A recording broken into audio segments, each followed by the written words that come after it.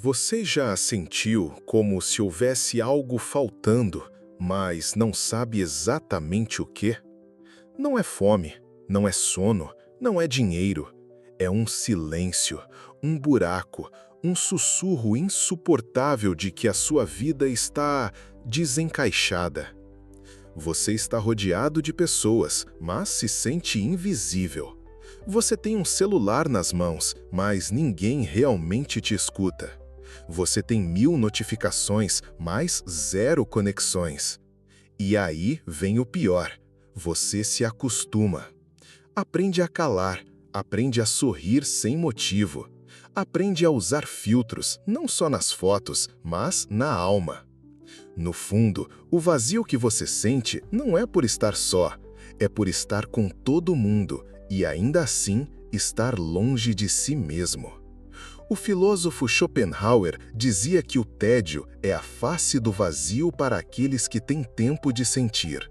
Já Jung nos alertava: aquilo que você não confronta dentro de si acaba virando o seu destino. E é exatamente isso que vivemos. Uma era em que todo mundo corre, consome, sorri e produz, mas ninguém para, ninguém escuta, ninguém mergulha. Você se sente estranho? Isso é bom, significa que você ainda está vivo, porque a maioria já morreu por dentro, só não percebeu. Você já reparou como todo mundo parece feliz até demais? As fotos são perfeitas, os casais se amam, os corpos brilham, as viagens são constantes. Mas e por trás da tela? Silêncio, brigas, vazio, remédios. Estamos vivendo a era da felicidade compulsória, onde se sentir mal é um crime, onde admitir dor é visto como fraqueza, onde, se você não estiver sorrindo, você está falhando.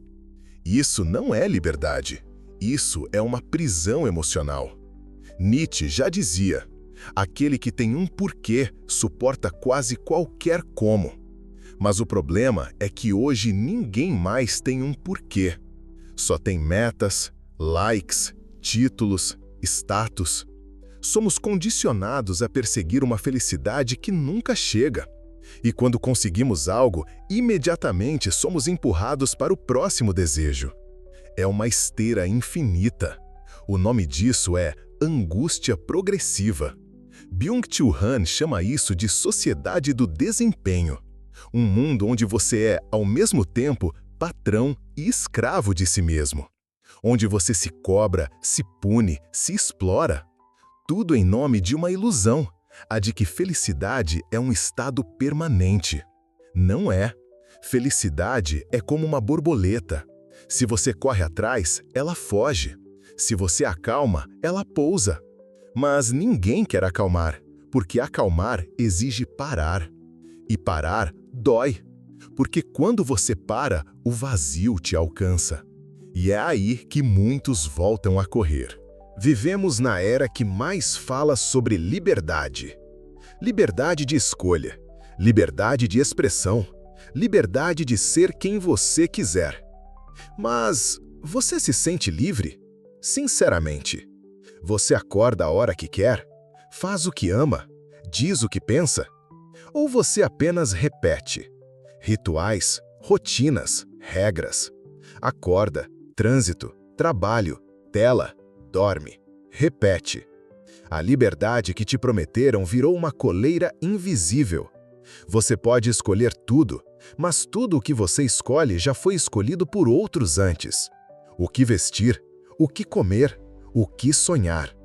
Como disse Schopenhauer, o homem pode fazer o que quer, mas não pode querer o que quer.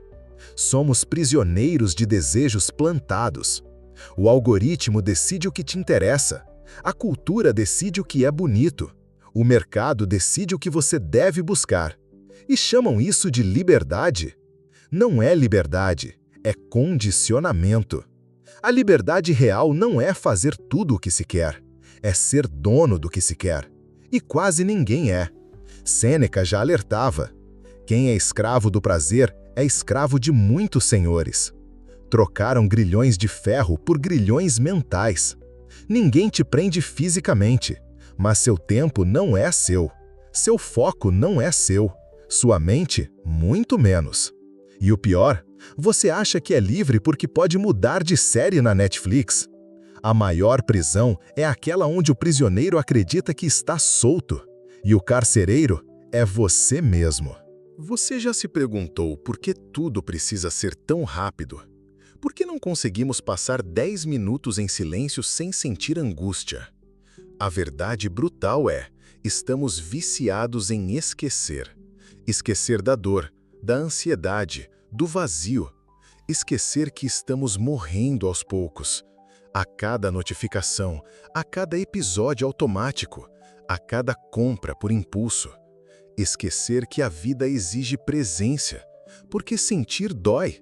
E dói porque a gente nunca aprendeu a parar. Nietzsche dizia, a maturidade do homem consiste em reencontrar a seriedade que tinha ao brincar quando era criança. Mas a gente brinca para esquecer, trabalha para esquecer, viaja para esquecer, vive para esquecer que está fugindo de si mesmo. O mundo virou um parque de diversões feito para anestesiar. Tem barulho para não ouvir o coração. Tem comida para preencher buracos emocionais. Tem sexo, drogas e dopamina em alta definição só para não encarar o espelho. A indústria mais lucrativa do século não vende produtos, vende alívio. Alívio de uma dor que ninguém sabe nomear e que não vai embora, porque quanto mais a gente foge, mais ela cresce. E se você parar agora, se encarar o silêncio, se suportar o desconforto, você começa a lembrar do que importa, do que perdeu, do que você sente e tem medo de sentir, porque só quem encara a dor encontra sentido. Fugir é o vício dos fracos, lembrar é o começo da coragem. Você parou de sentir e acha que venceu, que a frieza te protege, que ser indiferente é ser forte. Mas a verdade, você está pagando um preço alto demais. Quando você se blinda da dor, você também se afasta do amor. Quando você fecha o peito para não ser ferido, você também se fecha para ser tocado. A indiferença não te salva, ela te mata por dentro. Um dia de cada vez. Você perde o brilho no olhar, perde a intensidade das conexões, perde o prazer simples de estar vivo. Você se transforma num fantasma que ainda respira. E o pior, ninguém percebe. Porque o mundo ama os insensíveis, promove os que não sentem, admira os que não choram. Mas tudo isso é uma grande farsa. Marco Aurélio escreveu, a alma se torna como aquilo que contempla. Se você contempla o vazio, você vira o vazio. Se você contempla o medo, você vira o medo. E se você contempla a indiferença, você se transforma em pedra. E pedras não amam, pedras não sonham, pedras afundam. Você pode continuar fingindo que não sente. Pode continuar agindo como se nada te toque. Mas cada vez que você foge de si mesmo, você perde uma parte do que te torna humano. E um dia, quando estiver completamente vazio, vai perceber. O que você precisava não era mais controle, era coragem. Coragem para sentir. Porque quem sente, vive. Quem não sente, sobrevive. E a maioria está apenas sobrevivendo. A dor que você sente não começou ontem. Não foi ela, não foi ele, não foi o trabalho, o término ou a traição. A dor que te corrói hoje nasceu muito antes. Ela cresceu nos silêncios que ninguém percebeu, nas palavras que você engoliu, nas promessas que nunca foram cumpridas. Você virou adulto, mas a dor ficou presa no corpo da criança. Você não está triste só pelo agora. Você está triste por tudo que nunca pode chorar. Você não sente só saudade de alguém. Sente saudade de si mesmo, da versão que sonhava antes de aprender a se calar. Epicteto disse: as pessoas não se perturbam pelas coisas, mas pela visão que têm delas. E qual é a sua visão sobre si mesmo? Que você precisa ser forte o tempo todo? Que sentir dor é fraqueza? Que se expor a ser ridículo? Que ninguém liga? Se você acredita nisso, você não está vivendo, está se escondendo. E esconder-se da dor é como trancar um monstro num quarto escuro. Ele não desaparece, ele cresce. A sua dor não quer te destruir. Ela quer ser ouvida, quer ser olhada nos olhos, quer que você pare e pergunte: de onde você vem? A resposta vai doer, mas ela pode te libertar, porque a dor é um mapa.